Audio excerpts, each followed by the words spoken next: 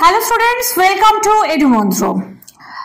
আজকে আবার আমরা ফিরে এসেছি অপশনাল বেঙ্গলির ক্লাসে। ক্লাস শুরু করার আগে বলে দিই যে আমি যে ক্লাসটা নিচ্ছি অপশনাল বেঙ্গলির দুটো পার্ট, অর্থাৎ first paper second paper. First পেপারের মধ্যে দুটো ভাগ, প্রথম অংশে রয়েছে ভাষাতত্ত্ব এবং দ্বিতীয় অংশে রয়েছে বাংলা সাহিত্যের ইতিহাসের বেশ কিছু অংশ। আমি এই প্রত্যেকটা পার্টকে ভাগ ভাগ করে প্রত্যেকটা ক্লাসে ভাগ করে করে পড়াচ্ছি। তো সেই হিসেবে আজকে আমরা যে ক্লাসটা করব সেটা হচ্ছে যে দেখো, প্রথম পত্রের দ্বিতীয় অংশে আমাদের যেগুলো আছে সেগুলো হচ্ছে বাংলা সাহিত্যের ইতিহাস। বাংলা সাহিত্যের ইতিহাসে প্রথম আমরা পড়তে যাব সেটা হচ্ছে যোগ বিভাগ, এবং যোগ বিভাগের পরের অংশটাই হচ্ছে চর্যাপদ। যোগ বিভাগের যে ক্লাসটা, সেই ক্লাসটা আমি অন্য কোনো ক্লাসে বলবো, কারণ যোগ বিভাগটা অনেক বড় একটা বিষয় এবং সেই কারণে এটা প্রত্যেকটা আমি একটা চেষ্টা করছি যে যোগ বিভাগটাকে একটা টেবিলসের মাধ্যমে দেখানোর। সেই জন্য এই ক্লাসটা আমি নেক্সট কোনো ক্লাসে করাবো, এবং আজকে যেটা আমরা করবো সেটা হচ্ছে চর্যাপদ। চর্যাপদ সম্পর্কে পড়াতে গিয়ে প্রথমে যেটা বলবো সেটা হচ্ছে যে চর্যাপদের সম্পর্কে আমরা যেটুকুনি জানতে পারি সেটা হচ্ছে যে বাংলা সাহিত্যের প্রথম নিদর্শন হচ্ছে চর্যাপদ। এখন এই চর্যাপদ আবিষ্কার হওয়ার আগে যারা বাংলা ভাষাকে নিয়ে যারা তার আবিষ্কার হিসেবে বা তার সূচনা রূপে যে জিনিসগুলোকে মনে করছিলেন যে এগুলোই হয়তো বাংলা সাহিত্যের সব থেকে প্রাচীনতম নিদর্শন, তাদের সেই ভাবনাটাকে একেবারেই ভেঙে গেল মহামহোপাধ্যায় হরপ্রসাদ শাস্ত্রীর একটি আবিষ্কারের ফলে। মহামহোপাধ্যায় হরপ্রসাদ শাস্ত্রী নেপালের রাজদরবারের লাইব্রেরি থেকে কিছু নথি পেয়েছিলেন। সেই সময় তিনি রিসার্চ করছিলেন বৌদ্ধ গান এবং দোহা নিয়ে, এবং তার মধ্যে থেকে তিনি একটি বই পান বা একটি পুঁথি পান, যেখানে এই চর্যাপদকে আমরা পাই, এবং এই গীতিকোষ বা চর্যাপদ নামটি মহামহোপাধ্যায় হরপ্রসাদ শাস্ত্রীর দেওয়া। চলো আজকে আমরা চর্যাপদের বিষয় নিয়ে আলোচনা করব। তো চর্যাপদের বিষয় নিয়ে আলোচনা করতে গিয়ে আমি যেভাবে করেছি যে প্রত্যেকটা বিষয়গুলোকে দেখো আলাদা আলাদা করে ভাগ ভাগ করে একটা ছোট্ট নোটসের আকারে তুলে ধরার চেষ্টা করেছি তোমাদের কাছে। অর্থাৎ যদি এই নোটসটাকে তোমরা যদি খুব ভালো করে পড়ো, মোটামুটি চর্যাপদ সম্পর্কে একটা চিত্র তোমাদের কাছে পরিষ্কার হবে। এবং যদি এই বিষয়টিকে এই যে সূত্রগুলোকে ধরে পড়াচ্ছি আমি, সেই সূত্রগুলো অনুযায়ী যদি তোমরা পড়াশোনা করো, তাহলে আশা করি যে প্রচুর পরিশ্রম তোমাদের করতে হবে না এবং মনে রাখা অনেকটা সহজবোধ্য হবে। চলে আসি। প্রথম যেটা আছে সেটা হচ্ছে ভূমিকা, অর্থাৎ চর্যাপদ কি কেমন সেই। প্রাচীন বাংলা ভাষা যখন অপভ্রংশের জঠর থেকে দ্বাদশ শতাব্দীর মধ্যে বাংলা সাহিত্যের উষা লগ্নে, তখন 24 জন কবির কণ্ঠে আমরা শুনেছি বৌদ্ধ সিদ্ধাচার্যদের সাধন তত্ত্বের গান চর্যাপদ, যা বাংলা কাব্য সৃষ্টি প্রচেষ্টার প্রাচীনতম নিদর্শন। এখন আমরা যখন ভাষাতত্ত্ব পড়তে গেছি তখন এখানে আমরা জেনেছি যে কোনো ভাষার ক্ষেত্রে কি হয়েছে, যে ইন্দো ইউরোপীয় ভাষা লগ্ন থেকে আধুনিক যে বাংলা ভাষা বা উড়িয়া বা মারাঠি, যে ধরনের যে ভাষা, সেই ভাষাগুলো যখন এসছে, তখন সেই ভাষাগুলো আসার মুখে তারা কি করেছে, অপভ্রংশ অবহট্টের স্তর পেরিয়ে সেগুলো আধুনিকতম রূপ পরিগ্রহণ করেছে, এবং সে আধুনিকতম রূপ পরিগ্রহণ করার পরও সেগুলো আদি মধ্যযুগ এবং আধুনিক যুগে উপনীত হয়েছে। তো সেই দেখো, ওই জন্যই বলছি যে বাংলা ভাষা যখন অপভ্রংশের জঠর থেকে, অর্থাৎ জঠর মানে তার যে পেট আর কি, জঠর কথাটার অ্যাকচুয়াল মানে হচ্ছে পেট, মানে অর্থাৎ অপভ্রংশের ভিতর থেকে যখন সেটা ফিনিক্স পাখির মতো বেরোচ্ছে, সেই অপভ্রংশের জঠর থেকে দশম থেকে দ্বাদশ শতাব্দীর ভিতরে বাংলা ভাষা সাহিত্যের উষা লগ্ন, অর্থাৎ প্রথমের দিকে, তখন আমরা চর্যাপদ পাচ্ছি। এবং এখানে 24 জন কবির কণ্ঠে আমরা শুনছি বৌদ্ধ সিদ্ধাচার্যদের সাধন তত্ত্বের গান। এবং এটা সবসময় মাথায় খেয়াল রাখবে যে সেই সময় যা কিছু কিন্তু হতো সেটা কিন্তু তখন গদ্য আকার ছিল না, গদ্য একদম আধুনিকতম প্রয়াস গদ্য। তখন যা কিছু ছিল সেগুলো পদ্যের মাধ্যমে, মানে কবিতার মাধ্যমে বা কাব্যের মাধ্যমেই হতো, এবং বেশিরভাগ ক্ষেত্রে আরো প্রাচীনকালে সেগুলো গান হিসেবে গীত হতো। সে কারণে অনেকগুলোকে আমরা পদ বলে অভিহিত করতে পারি। এই বৌদ্ধ সিদ্ধাচার্যদের সাধন তত্ত্বের গান চর্যাপদ। এরপরে নেক্সট আমরা আসবো যে আবিষ্কার, কেমন করে আবিষ্কার হলো। ভারত তত্ত্ববিদ হরপ্রসাদ শাস্ত্রী 1907 খ্রিস্টাব্দে নেপালের রাজ দরবারের গ্রন্থাগার থেকে আরো 3টি পুঁথির সঙ্গে চর্যার পুঁথি উদ্ধার করে। 1916 খ্রিস্টাব্দে 1000 বছরের বৌদ্ধ গান ও পুরানো বাংলা ভাষায় বৌদ্ধ গান ও দোহা নাম দিয়ে এটি প্রকাশ করেন। তাহলে দেখো প্রথমে কি হলো, 1907-এ তিনি নেপালের রাজ দরবারে তিনি আরো 3টি পুঁথির সঙ্গে এই চর্যাপদের পুঁথি পেয়েছিলেন। এবং তারপরে কি হলো, ওটা তিনি নিয়ে আসার পর তিনি নিজেই ওটাকে 1916-তে 1000 বছরের পুরনো বাংলা ভাষায় বৌদ্ধ গান এবং দোহা নাম দিয়ে প্রকাশ করেন। তো এই চর্যার গানের সংখ্যা হচ্ছে 50, মতান্তরে 51। এর মধ্যে 3টি পদ সম্পূর্ণ এবং একটি অংশ তো লুপ্ত হবার প্রাপ্ত পদের সংখ্যা 46.5টি। আমার এখানে একটু ভুল হয়েছে, 462 হয়ে গেছে কথাটা, এটা ভুল হয়েছে, পদের সংখ্যা হচ্ছে 46.5টি। পদগুলির দৈর্ঘ্য সাধারণত 10 লাইন, তবে এর ব্যতিক্রম আছে। আগেই বলেছি যে যখন আমরা চর্যাপদ পড়তে যাচ্ছি বা আগেকার দিনে যে সময় মধ্যযুগের বা আদিযুগের যা কিছু আমরা পড়বো সেগুলো সবই কিন্তু গান হিসেবে গীত হতো। তো ন্যাচারালি যখন গান হিসেবে গীত হচ্ছে তখন সেক্ষেত্রে আমরা দেখব যে এখানে সবকটাই হচ্ছে পদ বলে কথাটা বলা হয়েছে এবং পদগুলির দৈর্ঘ্য সাধারণত 10 লাইন, তবে এর ব্যতিক্রম আছে এবং পদগুলি তাল, লয় এবং রাগ রাগিনী যুক্ত। ভণিতয় কবিদের নামগুলো হচ্ছে পদমে বহির্ভূত, সব জায়গায় এই পাত কথাটা কিন্তু রয়েছে। যেমন ধরো লুইপাত, চাটিলপাত, ভুসুকুপাত, সরহপাত, গুস্তরী, বিরোবা, মহিরহট, সবরপাত, ডম্বিপাত, টান্ডিগা, কুকুরিপাত, কান্নপাত, ভিল্লকাপাত, ঢেন্ডনপাত প্রমুখ। পা বা পাদ হলো সম্মানজনক বৌদ্ধ সহজিয়া সাধক গোষ্ঠীর ব্যবহৃত টোটেম। অর্থাৎ এই পাদ কথাটা যেহেতু ওরা এই সহজিয়া গোষ্ঠীর অন্তর্ভুক্ত ছিল, বৌদ্ধ সহজিয়া গোষ্ঠীর অন্তর্ভুক্ত ছিল, কাজেই তারা কিন্তু প্রত্যেকেই তাদের নামের পিছনে পা অথবা পাদ কথাটা ব্যবহার করত। অর্থাৎ আমরা যেমন এখন বিভিন্ন সারনেম বা আমরা দেখবে অনেক সময় টাইটেল ইউজ করি, এই টাইটেল হিসেবে ওদের এটা ছিল কি এই টোটেম, টোটেম কথাটা টাইটেল হিসেবে ইউজ করা হতো।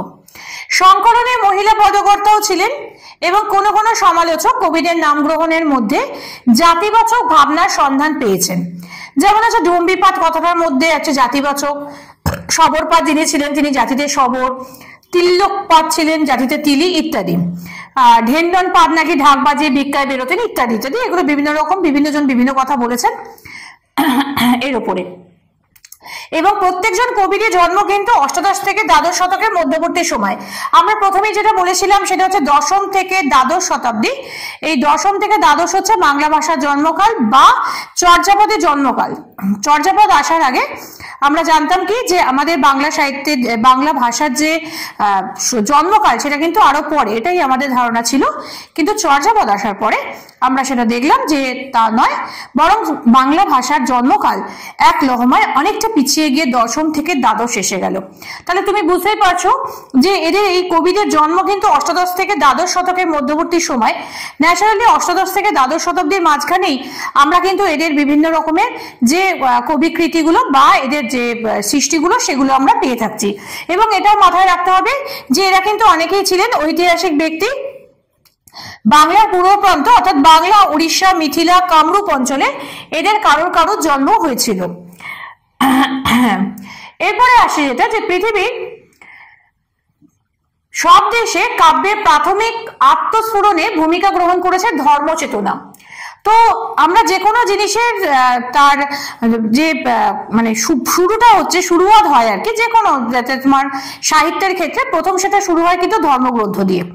ধর্ম হচ্ছে মানুষের জীবন চর্চার একটা রীতি। ধর্ম মানে কিন্তু সেই ধর্ম আমাদেরকে কি করে একটা নির্দিষ্ট জীবনযাত্রা একটা ডিসিপ্লিনের মধ্যে বেঁধে রাখে। অতএব এই চর্যাপদও কিন্তু তার ব্যতিক্রম নয়।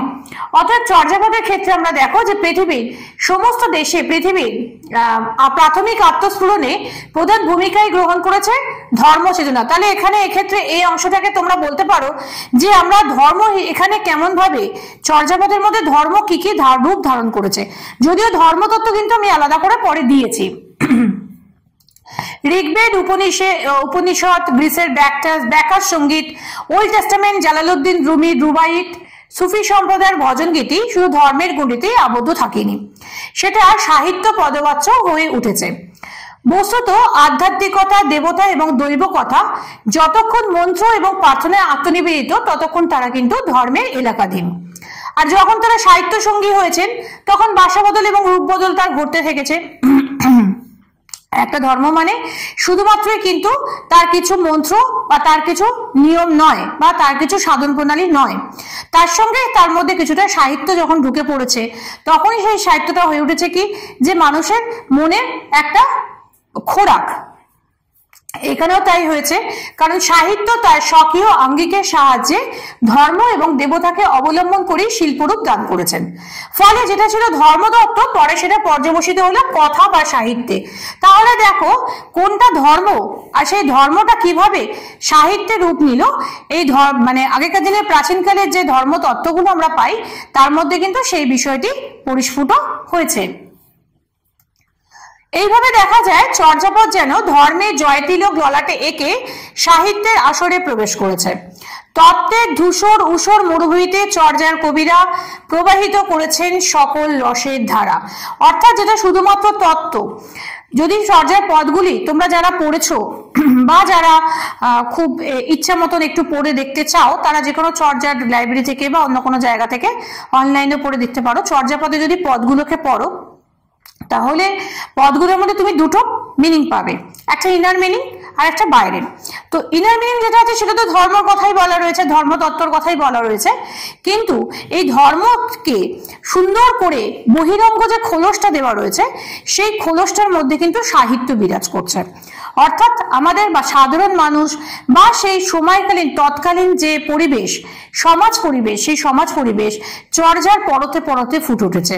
এবং যখন আমরা এগুলো যখন পাচ্ছি, এই চর্যার পরতে পরতে যে বিষয়গুলো ফুটে উঠেছে, তখন কিন্তু আমরা সেখানে দেখতে পাচ্ছি কি, যে সেখানে আমরা পাচ্ছি সাহিত্য যেন ধর্মের সঙ্গে এক আসনে এসে বসেছে।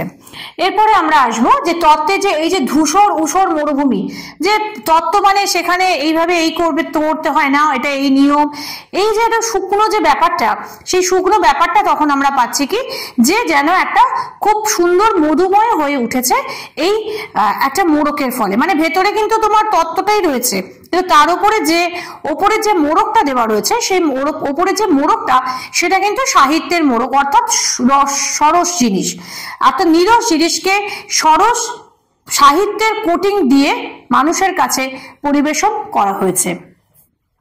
এরপরে আসছে যে আমাদের ধর্মতত্ত্ব, যেটা আমি আগেই বলছিলাম যে ধর্মতত্ত্বটা আমি আলাদা করে দেখিয়েছি।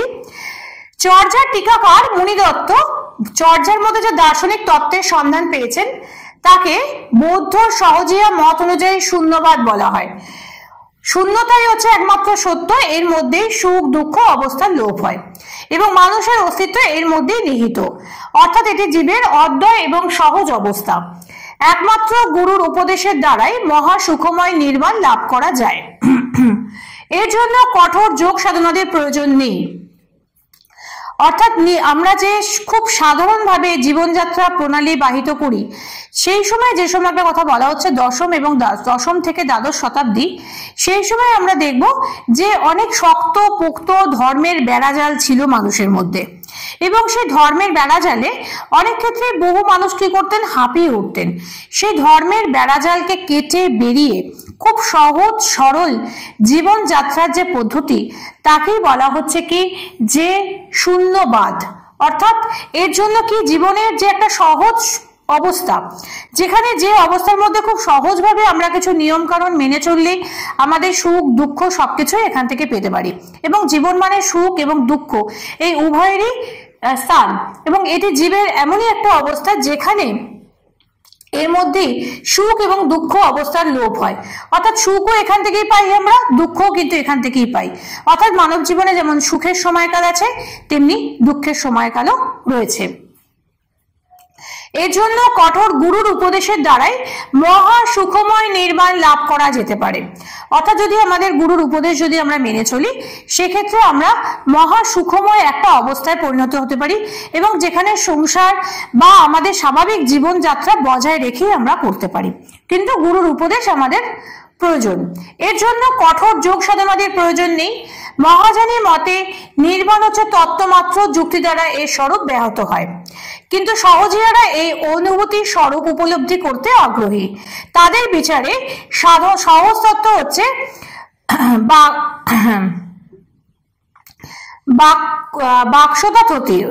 তীত। হ্যাঁ, অর্থাৎ এটা আমার এই কথাটা ভুল হয়েছে। হ্যাঁ, এটা হচ্ছে যে সহজ তত্ত্ব হচ্ছে যে আমাদের যে জীবনের যে সহজ সাধারণ যে জীবনযাত্রা, সেই জীবনযাত্রার অতীত। এর জন্য আমাদের কি করতে হবে, এর গুরুতত্ত্ব শুধুমাত্র গুরুকে জিজ্ঞাসা করে জানতে হবে। এই গুরুতত্ত্ব কিন্তু একমাত্র গুরুই জানতে পারেন, এবং তিনি আমাদেরকে সঠিক পথে পরিচালিত করতে পারেন। আমরা কেমন ভাবে আমরা জীবনযাত্রা করব, জীবনে চলবো, জীবনে চলার পথে এগিয়ে যাব, এবং যেখানে যে জীবনটাকে খুব সহজভাবে আমরা জীবনের শেষে মুক্তি বা মোক্ষ লাভ করতে পারবো, সেই মুক্তি বা মোক্ষ লাভ করার পথটাই হচ্ছে আমাদের এই পথ। এবং সেই জন্য সহজবাদী, ওই জন্য তারা কি বলছেন, গুরু পুচ্ছিও জানো, অর্থাৎ গুরুকে প্রশ্ন করে জানো। সহজবাদী ব্যতীত অপরের কাছে তা কখনোই বোধগম্য হতে পারে না। চর্যার এরপরে যেটা আসে সেটা হচ্ছে চর্যার সমাচিত্র বা লোকায়ত। দেখো তোমাদের যে প্রশ্নগুলো দেয় সাধারণত, এক্ষেত্রে তোমাদের প্রশ্নগুলোর মধ্যে ভাগ থাকতে পারে। যেমন ধরো এখানে বলতে পারে যে চর্যার সমাজ জীবন বলো, বা লোকায়ত জীবন কেমন ছিল, চর্যায় কিভাবে পরিস্ফুট হয়েছে তা ব্যাখ্যা করো, অথবা ধর্মতত্ত্ব ব্যাখ্যা করো। প্রত্যেকটা পাঠকে আমি ওই জন্য আলাদা করে করেছি। যেখানে যদি পুরোটা তোমরা লিখে ফেলতে পারো, বা যদি পুরো চর্যাপদের উপর একটা আলোচনা আসে, তাহলে পুরো বিষয়টার উপর তোমাদের এই যে আমাদের নোটসটা, এটাকে ছোট ছোট করে লিখতে হবে। কারণ একসঙ্গে এত বড় নোটস লেখা সম্ভবপর নয়, এবং সেটা অনেক বড় হয়ে যাবে। সেই কারণে এটাকে ছোট ছোট করে ভাগ ভাগ করে তোমরা এখানে লিখতে পারো। তাহলে এটা গেল ধর্মতত্ত্ব। এবারে এরপরে আমাদের যেটা আছে সেটা হচ্ছে লোকায়ত জীবন। আগেই বলেছিলাম পড়ানোর মাঝখানে যে এই চর্যাপদের মধ্যে আমরা যেটা জানবো যে ধর্মতত্ত্বের যে নিরস বিষয়গুলো, সেগুলোকে সাহিত্যের সরস মোড়কে সাধারণ মানুষের কাছে বা সহজবাদীদের কাছে, যারা এই সহজ জানীদের কাছে পরিবেশন করা হয়েছে। অতএব সেক্ষেত্রে ওই সাহিত্য এবং তত্ত্ব এক জায়গাতে মিশে গেছে, এবং যখন সাহিত্য এবং তত্ত্ব যখন এক জায়গাতে মিশতে গেছে, তখন সেখানে অবশ্যই লোকায়ত জীবন এসেছে। কারণ সমাজ জীবন মানে যখন আমরা সাহিত্য করব, সেই সাহিত্য কখনো সমাজ জীবনকে বাদ দিয়ে হয় না। সমাজ জীবনের বাদে কখনোই সাহিত্যকে ডেকে নিয়ে আসা যায় না। আমরা যা জানি, যা দেখি, যা বুঝি, সেটা সম্পূর্ণরূপে আমরা যতটা জানি, যতটা দেখি, আমাদের দেখার, আমাদের জানার, আমাদের শোনার ওপরে কিন্তু ততটুকুনি তার সীমা। তার বাইরে আমরা কোনো কিছু কল্পনা করতেই পারি না। অতএব যখন আমরা লোকায়ত জীবন পড়বো, তখন আমরা দেখবো কি যে চর্যাগানের মূল্য কিন্তু শুধুমাত্র সাধন সঙ্গীত হিসেবে কাব্য সৌন্দর্যের নয়, এর একটি রাষ্ট্রিক এবং সামাজিক মূল্যও রয়েছে। কেন? চর্যাগার যারা, তারা কিন্তু সাধারণ মানুষ, অতএব সমাজেরই মানুষ। তাই তাদের গানে সমকালীন প্রেক্ষাপটটা অবলীলাক্রমে স্থান পেয়েছে, এবং তৎকালীন সমাজের নিম্ন শ্রেণীর সাধারণ মানুষের জীবনযাত্রার পরিচয় রয়েছে চর্যাগানে। তারা তো ওর বাইরে ভাবতে পারেননি। অতএব এই তত্ত্বকথাটা তারা যখন দেখতে গেছেন, সেই তত্ত্বকথাটা দেখতে গিয়ে তারা কিন্তু এই সাধারণ মানুষকেই ভিত্তি করেছেন, এবং তাদের জীবনযাত্রাকেই এই চর্যার গানে টেনে নিয়ে এসছেন। অতএব এর সামাজিক এবং রাষ্ট্রিক মূল্য কিন্তু রয়েই গেছে। আচ্ছা দেখো, চর্যায় প্রাচীন বঙ্গের প্রাগার্য কয়েকটি নরগোষ্ঠীর পরিচয় এখানে আমরা পেয়ে থাকি। যেমন ধরো, আদি জনগোষ্ঠী হিসেবে শবরের উল্লেখ পাই 50 সংখ্যক গানে। এছাড়া রয়েছে ডোম, চন্ডাল, নিষাদ, এদের কথা। বিশেষ করে ডোম জাতির কথা বারে বারে এসেছে। দেখো পাশে আমার নাম্বারগুলো রেখা রয়েছে, কত নম্বর পদে, 10 নম্বর গানে, 50 নম্বর গানে। গান বা পদও তোমরা এখানে ব্যবহার করতে পারো এই কথাটা। এবং সেখানে দেখো এই বঙ্গাল, শবর, নিষাদ, চন্ডল, ডোম জাতি, এরা কিন্তু সমাজের সকলেই কিন্তু অন্তঃ শ্রেণীভুক্ত। এরা কিন্তু সকলেই নগরের খুব বিশিষ্ট পরিমণ্ডলে কেউই বসবাস করতো না।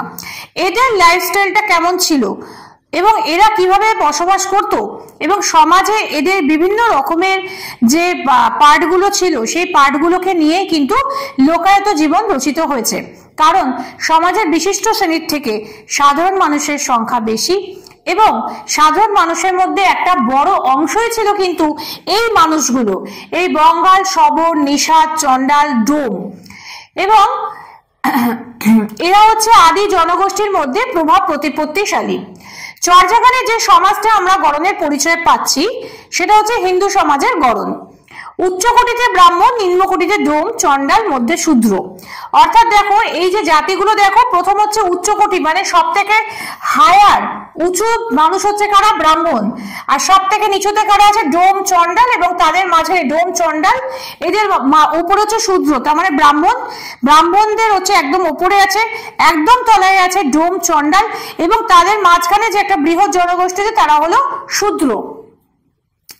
এছাড়া নিম্নবৃত্তির লোকের সংখ্যা আমরা বেশি পাচ্ছি। এছাড়া যাদের নাম পাচ্ছি সেটা হচ্ছে সুরি, ধুনুরি, তন্তুবায়, সূত্রধর এবং বণিক।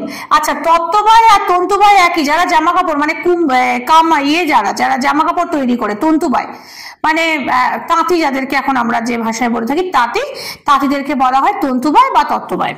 ঠিক আছে। সূত্রধর, বণিক। সুরিবউ মদ চোলাই করতো, 64 ঘড়ায় মদ সাজানো হতো, ধুনুরিরা তুলা ধুনে আঁশ করতো ইত্যাদি।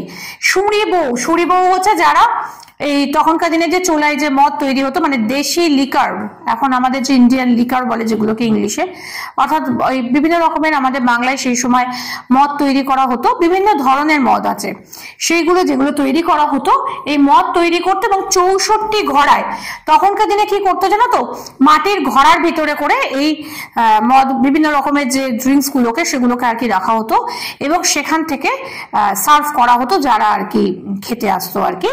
এবং এদের একটা খুব ভালো নামও আছে, সেটা হচ্ছে সৌন্ডিক। সৌন্ডিক তাদেরকে বলা হতো, কিন্তু এখানে সৌন্ডিক কথাটা ইউজ করা হয়নি, তো সুরিবউ কথাটাই বলা হচ্ছে। এবং এগুলো কিন্তু বেশিরভাগ ক্ষেত্রে মেয়েরা করতো কাজটা। এবং খেয়াল করে দেখো যে তখনকার সমাজে কিন্তু সুরিবউ অর্থাৎ মহিলারাই কিন্তু এই কাজটা করতেন এবং মহিলারাই কিন্তু সার্ভ করতেন এই 64 ঘড়ায়, মানে ঘড়াতে করে এগুলো তৈরি করা হতো এবং সেখান থেকে সার্ভ করা হতো। যারা ধুনুরি তারা তুলো ধুনে আঁশ করতো ইত্যাদি। তৎকালীন বঙ্গদেশ ছিল নদীমাতৃক। নৌকার ব্যাপক প্রসঙ্গ দেখে মনে হয় যে নৌ বাণিজ্যের প্রসার ছিল। নৌকা শুধু পারাপার করতো না, সেটা সোনার রূপো নিয়ে নদীপথেও যাত্রা করত। এছাড়া আমরা কি পাচ্ছি যে বৃহত্তর রাষ্ট্র জীবনের পরিচয় পাচ্ছি। কিরকম?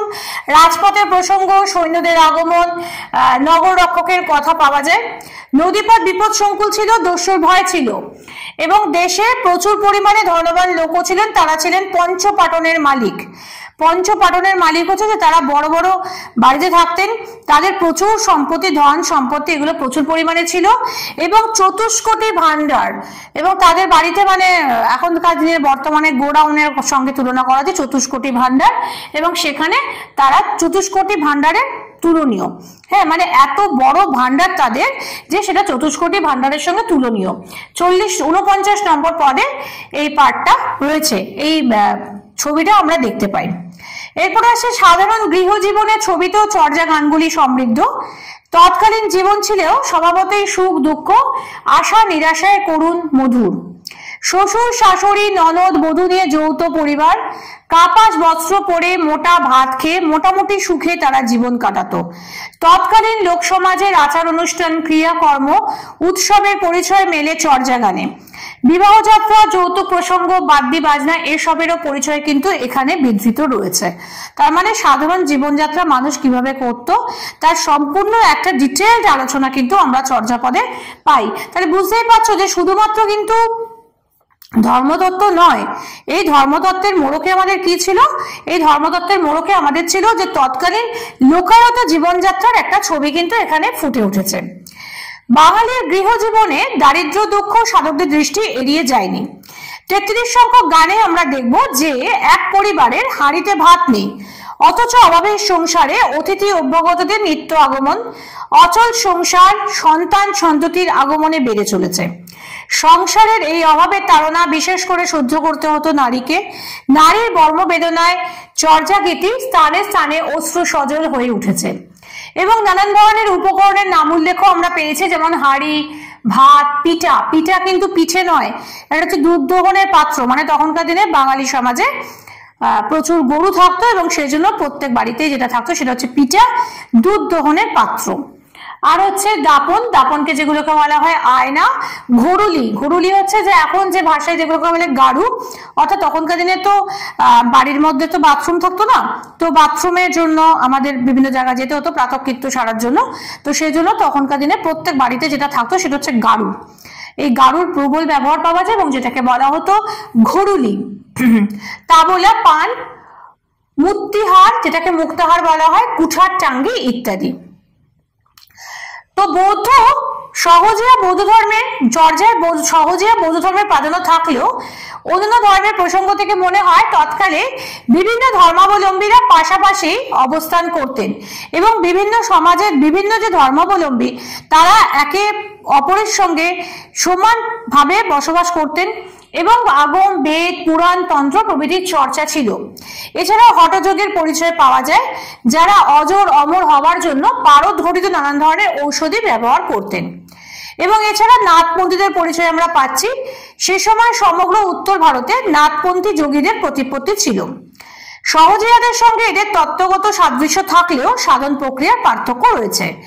নাথযোগীরা হঠযোগের পথে আসন, বন্ধ, করণ, কপাট এগুলো আশ্রয় করে কাল জ্ঞানকে রোধ করার চেষ্টা করতেন। এটা একটা প্রাচীনকালের নাথযোগীদের একটা নিয়ম আর কি, মানে এটা একটা তন্ত্র মতে একটা সাধনা করতেন, যার ফলে তারা বিভিন্ন রকম ধরনের আসন করতেন। তারপর কখনো কখনো তারা মাটি থেকে শূন্যে অবস্থান করার একটা প্রক্রিয়া রপ্ত করেছিলেন বলেই জানা যায়। হ্যাঁ, এই ধরনের যেগুলো সেগুলো করতেন। সুতরাং আমরা দেখছি যে চর্যা গানে সমকালীন জীবনের নানা পরিচয় থাকার জন্য এর কিন্তু সামাজিক মূল্য কিন্তু যথেষ্ট। সুতরাং আমরা আলটিমেটলি একদম ভিডিও শেষে এসে যেটা বলতে পারি যে চর্যাপদ পড়ার পরে যেটা আমরা পাচ্ছি সেটা হচ্ছে যে চর্যার ক্ষেত্রে যে যে বিষয়গুলো তোমরা খুবই ইম্পর্টেন্ট এবং মানে মাথায় রাখবার চেষ্টা করবে সেটা তো চর্যা কি, এর আবিষ্কার কেমন করে হলো, তার মানে ভূমিকাটা তোমাদের পড়তে হবে। তারপরে যেটা করতে হবে সেটা হচ্ছে আবিষ্কার কিভাবে করলেন, কে করলেন, কবে এটা কোথা থেকে সম্পাদিত হয়ে প্রকাশিত হলো সেটা করবে। তারপরে যেটা করবে সেটা হচ্ছে ধর্মতত্ত্ব এবং এর বৈশিষ্ট্যগুলো কি কি আছে, আমরা কি কি পাচ্ছি, এই যে গান হিসেবে গীত হতো বা এই ধরনের যে বিষয়গুলো আমরা পাচ্ছি এর বৈশিষ্ট্যগুলো কি কি, চর্যাপদের বৈশিষ্ট্যগুলো কি কি, চর্যাপদ কেন গুরুত্বপূর্ণ বাংলা সাহিত্যের ইতিহাসে সেটা অবশ্যই করবে। এবং তার সঙ্গে আরেকটা জিনিস মাথায় রাখতে হবে তোমাদেরকে, যে চর্যাপদের ক্ষেত্রে আমরা দেখবো যে সাধন প্রণালী বর্ণিত হয়েছে। তাহলে যখন সাধন প্রণালী বর্ণিত হয়েছে তাহলে সেই সাধন প্রণালীর সঙ্গে সঙ্গে কেন বা সেটা বাংলা সাহিত্যের ইতিহাসে গুরুত্বপূর্ণ হয়ে উঠলো, এই বিষয়টি এই পুরো নোটসটার মধ্যে কিন্তু বলা আছে। আমি পড়াতে বারবার করে বলেছি যে নীরস তত্ত্বকে যখন আমরা সাহিত্যের মোড়কে সরস করে তুলি তখন সেটা সাহিত্যের জায়গায় স্থান পায়।